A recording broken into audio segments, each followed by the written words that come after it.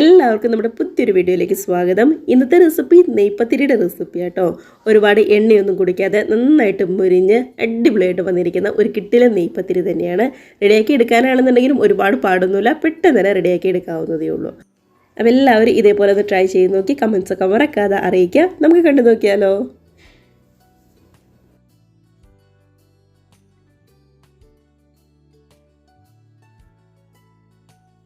നമ്മുടെ ഈ നെയ്പത്തിരിക്ക് നല്ലൊരു ടേസ്റ്റ് കിട്ടാൻ വേണ്ടിയിട്ട് ആദ്യം തന്നെ തേങ്ങ പതുക്കെ ഒന്ന് ഒതുക്കിയെടുക്കണം. അതിനായിട്ട് മിക്സിയുടെ ജാറിലേക്ക് ഒരു അരക്കപ്പ് തേങ്ങ ചിരകിയത് ചേർത്ത് കൊടുക്കാം. ഇതിനകത്തേക്ക് ഒരു 5 ചുവന്നുള്ളിയും അതേപോലെ തന്നെ 2 ചെറിയ അല്ലി വെളുത്തുള്ളിയും 2 ചെറിയ പച്ചമുളകും ഒരു തണ്ട് കറിവേപ്പിലയും കൂടി എടുത്തിട്ടുണ്ട്. ഈ പച്ചമുളകും അതേപോലെ തന്നെ വെളുത്തുള്ളിയും ചെറുതായതുകൊണ്ട് മാത്രമാണ് 2 എടുത്തത്. വലുതാണെന്നുണ്ടെങ്കിൽ ഒരേ ഒരെണ്ണം മാത്രം എടുത്താൽ മതി. ചെറുതായിട്ട് അരിഞ്ഞിട്ട് നമ്മുടെ മിക്സിയുടെ ജാറിലേക്ക് ചേർത്ത് കൊടുക്കാം. ഇനി ഇതിനകത്തേക്ക് 1 ടീസ്പൂൺ ചെറിയ ജീരകമാണ് ചേർത്ത് കൊടുക്കുന്നത്, വലിയ ജീരകം വേണ്ട കേട്ടോ. അതിനുശേഷം ഇതെല്ലാം കൂടി ഇതേപോലെ നന്നായിട്ട് തന്നെ ഒന്നിങ്ങ് ഒതുക്കിയെടുത്തിട്ടുണ്ട്. ഒരുപാട് അങ്ങോട്ട് അരച്ച് പേസ്റ്റ് പോലും ഒന്നും ആക്കണ്ട, എല്ലാം കൂടി നന്നായിട്ടൊന്ന് ഒതുക്കിയെടുത്താൽ മാത്രം മതി. അപ്പോൾ അതവിടെ ഇരിക്കട്ടെ. ഇനി നമുക്കൊരു ബൗളിലേക്ക് 1 കപ്പ് പുട്ടുപൊടി ചേർത്ത് കൊടുക്കാം. അതേപോലെ തന്നെ ഒരു 1/4 കപ്പിൻ്റെ അടുത്ത് മൈദയും 1/4 കപ്പിൻ്റെ അടുത്ത് അരിപ്പൊടിയും കൂടി ചേർത്ത് കൊടുക്കുന്നുണ്ട്.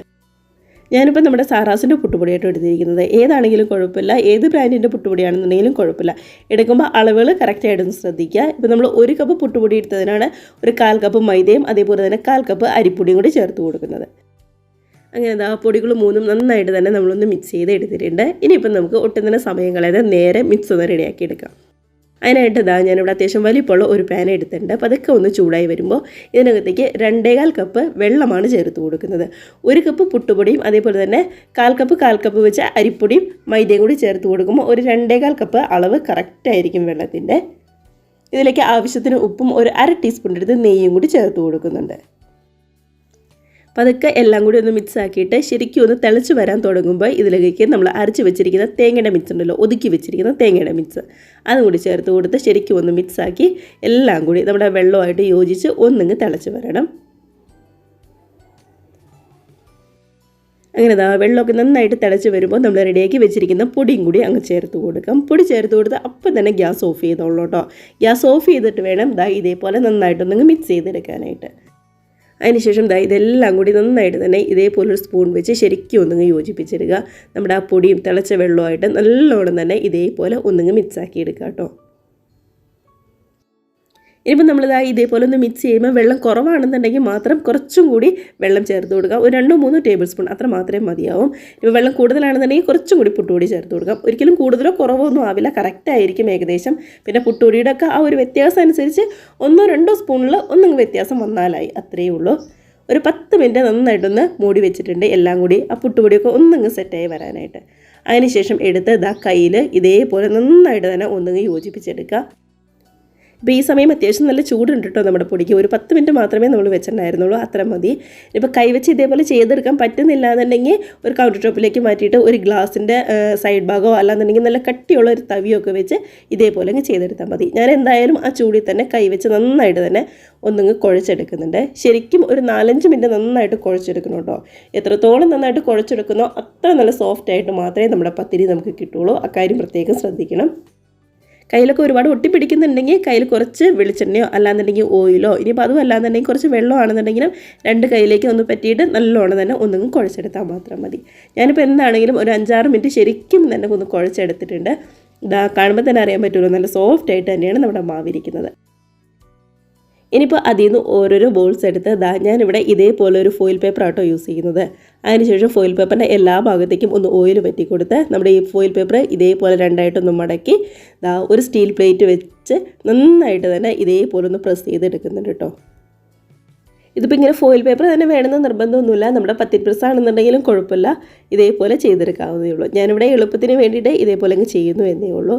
കണ്ടോ, ഒരേ കനത്തിൽ കറക്റ്റ് ആ ഒരു റൗണ്ട് ഷേപ്പ് തന്നെ നമുക്ക് കിട്ടിയിട്ടുണ്ട്. ഇതിപ്പോൾ ഒരുപാട് കനം കൂടുതലുമില്ല, തീരെയൊക്കെ കനം കുറവില്ല, പാകത്തിനായിട്ടാണ് കിട്ടിയിരിക്കുന്നത്. ഇതിപ്പോൾ ഒരു 2-3 എണ്ണം ഇതേപോലെ പരത്തി കൊടുത്തതിന് ശേഷം മാത്രം ഫോയിൽ പേപ്പറിൽ ഒന്നും കൂടി ഓയിലൊന്ന് പറ്റി കൊടുത്താൽ മതി കേട്ടോ. ഓരോ തവണ ഓയിൽ പറ്റി കൊടുക്കണമെന്ന് നിർബന്ധമൊന്നുമില്ല. അപ്പോൾ ഇതേപോലെ തന്നെ കറക്റ്റായിട്ട് നമുക്ക് ബാക്കി എല്ലാം ഇങ്ങ് പരത്തിയെടുക്കാം. ഇനി പൊട്ടും തന്നെ സമയങ്ങളേത് നമുക്ക് നേരെ ചൂടായ ഓയിലിലേക്കിട്ട് ഇങ്ങ് ഫ്രൈ ചെയ്തെടുത്താൽ മാത്രം മതി. ഗ്യാസ് ഒരു മീഡിയം ഫ്ലെയിമിൽ വെക്കുക കേട്ടോ. നമ്മുടെ എണ്ണയൊക്കെ നന്നായിട്ട് ചൂടായതിന് ശേഷം ഞാൻ ഗ്യാസ് ഒരു മീഡിയം ഫ്ലെയിമിൽ വെച്ചിരിക്കുന്നതാണ്. കണ്ടത് ഓയിലിലേക്ക് ഇട്ട് കുറച്ച് നേരം കഴിഞ്ഞപ്പോൾ നന്നായിട്ട് തന്നെ പൊങ്ങി വന്നിട്ടുണ്ട്. അതിനുശേഷം ഒന്നെങ്കിൽ മറിച്ചിട്ട് കൊടുക്കുക. ഇതേപോലെ അങ്ങോട്ടും ഇങ്ങോട്ടും തിരിച്ച് മറിച്ചുമൊക്കെ ഇട്ട് കൊടുത്ത് നന്നായിട്ട് കളറൊക്കെ ഒന്ന് മാറി വന്നു കഴിയുമ്പോൾ കോരിയെടുത്ത് മാറ്റി വയ്ക്കാവുന്നതേ ഉള്ളൂ. അപ്പോൾ ഗ്യാസിൻ്റെ ഫ്ലെയിം ഏറ്റവും കുറച്ചും വെക്കരുത്, അതേപോലെ തന്നെ ഒരുപാട് കൂട്ടിയും വെക്കരുത്. കാര്യം പ്രത്യേകം ശ്രദ്ധിക്കണേ. കളറൊക്കെ ഒന്ന് മാറിയിട്ട് നല്ല അടിപൊളിയായിട്ട് തന്നെ വന്നിട്ടുണ്ട്. ഇനിയിപ്പോൾ ഇതിങ്ങ് കോരിയെടുത്ത് മാറ്റി വെച്ചിട്ട് അടുത്തതും ഇതേപോലെ തന്നെ പെട്ടെന്ന് റെഡിയാക്കി എടുക്കാം. കണ്ടോ, കളറൊക്കെ ഒന്ന് മാറിയിട്ട് നന്നായിട്ട് പൊങ്ങി ശരിക്കും മൊരിഞ്ഞ് തന്നെ വന്നിട്ടുണ്ട്. അപ്പോൾ ഇത്രയേ ഉള്ളൂ. ഏറ്റവും എളുപ്പത്തിൽ നമുക്ക് റെഡിയാക്കി എടുക്കാൻ പറ്റാവുന്ന നല്ല ഈസി ആയിട്ടുള്ള ഒരു പത്തിരിയുടെ റെസിപ്പിയാണ്. അത് കാണുമ്പോൾ തന്നെ നിങ്ങൾക്ക് അറിയാമല്ലോ, നല്ല അടിപൊളിയായിട്ട് തന്നെ എല്ലാം നമുക്ക് ഇതേപോലെ കിട്ടുന്നുണ്ട്. അപ്പോൾ ഏകദേശം 1 കപ്പ് പുട്ടുപൊടി എടുത്തതിൽ നിന്ന് ഒരു 16-17 എണ്ണം വരെ, ഒരു മീഡിയം വലുപ്പത്തിലുള്ള 16-17 എണ്ണം വരെ എനിക്ക് കിട്ടിയിട്ടുണ്ട്. ഇപ്പോൾ കുറച്ചും കൂടി വലുതാണെന്നുണ്ടെങ്കിൽ ഒരു 12-13 എണ്ണം വരെയൊക്കെ ഉറപ്പായിട്ടും കിട്ടും. അപ്പോൾ എല്ലാവരും ഇതേപോലെ ട്രൈ ചെയ്ത് നോക്കുക, ഉറപ്പായിട്ടും ഇഷ്ടമാവും. മാത്രമല്ല നമ്മുടെ ഈ നെയ്പത്തിരി റെഡിയാക്കി എടുക്കുമ്പോൾ ഏറ്റവും കൂടുതൽ ശ്രദ്ധിക്കേണ്ട കാര്യം നമ്മുടെ വെള്ളത്തിൻ്റെ കാര്യത്തിലും അതേപോലെ തന്നെ നമ്മൾ കുഴച്ചെടുക്കുന്ന ആ ഒരു സോഫ്റ്റ്നെസ്സിലുമാണ്.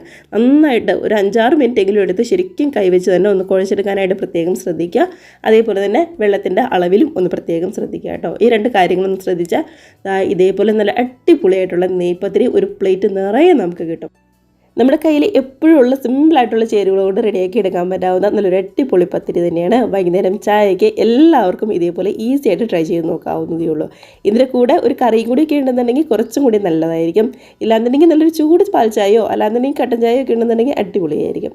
അപ്പോൾ ട്രൈ ചെയ്ത് നോക്കുക, കമൻസൊക്കെ അറിയിക്കുക. വീഡിയോ ഒക്കെ ഇഷ്ടമായിട്ടുണ്ടെങ്കിൽ ഒന്ന് ലൈക്ക് അടിച്ച് ഷെയറും കൂടി ചെയ്യാനും, ആദ്യമായിട്ട് നമ്മുടെ ചാനൽ ആരെങ്കിലും കാണുന്നവരുണ്ടെങ്കിൽ ഒന്ന് സബ്സ്ക്രൈബ് കൂടി ചെയ്യാനായിട്ട് മറക്കല്ലേ. അപ്പോൾ നമുക്ക് ഇതേപോലുള്ള പുതിയ നല്ല അടിപൊളി വീഡിയോസ് റെസിപ്പീസൊക്കെ ആയിട്ട് വീണ്ടും കാണാം. അതുവരെ എല്ലാവർക്കും ബൈ.